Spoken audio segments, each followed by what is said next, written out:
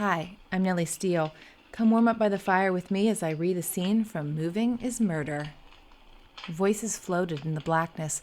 Pain throbbed through Ellie's head as she squeezed her eyes shut. Everything hurt, and breathing was painful. "She's dead," a sassy female voice said. "That's just perfect. Another one bites the dust." "She's not dead," another woman with a sweet voice answered. Ellie felt someone poke her as she struggled to wake up. "Dead. She's dead. Done." Ellie issued a groan. "Ellie?" the sweet-voiced woman called. "Ellie?" Ellie's eyelids fluttered open. The room still spun above her. "Ellie?" the voice called again. "Huh?" Ellie groaned. Her eyes scanned the room for the source. "Are you okay?" She scrunched up her face as she rubbed at the bump on the back of her head. Through the window outside, she saw night already beginning to fall.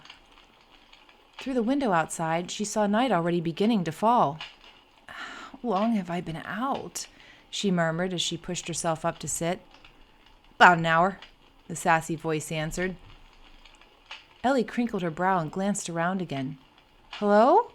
She grabbed hold of the edge of the shelf and used it to pull herself up to stand. "Must have taken a heck of a hit," the sassy voice said. "She's totally confused." "Poor Ellie," the other voice answered. "Hello? Who's there?" "It's us, dummy." Ellie's eyes went wide. "Who?" "Cleo and Lola," the sassy voice answered. Ellie blew out a long breath and steadied herself against the shelf as she bent forward and rubbed her temples. "I must have taken a harder hit than I thought," she said to herself. The sweet voice said, "Are you okay? Are you in any pain? Maybe you should go to the hospital." "She can't drive to the hospital, you dope. She hit her head. She's got to call an ambulance. Quick, get the phone." "I'm hearing things. I probably have a head injury. Maybe I should sit down," Ellie reasoned aloud. "Yeah, that's it, Ellie. Sit down." She stumbled from the pantry and into the kitchen, pulling out a chair and plopping onto it. Cleo jumped onto the table next to her and stared. Lola raced into the kitchen, Ellie's cell phone in her mouth. She nudged Ellie with her nose, then stood on her hind legs and dropped the phone in her lap. "There you go," she said. Ellie sank her head into her hands. This can't be happening. Cleo tapped her hand with a furry paw. She wrapped it around her finger and tugged. "Ellie, maybe you should go lie down."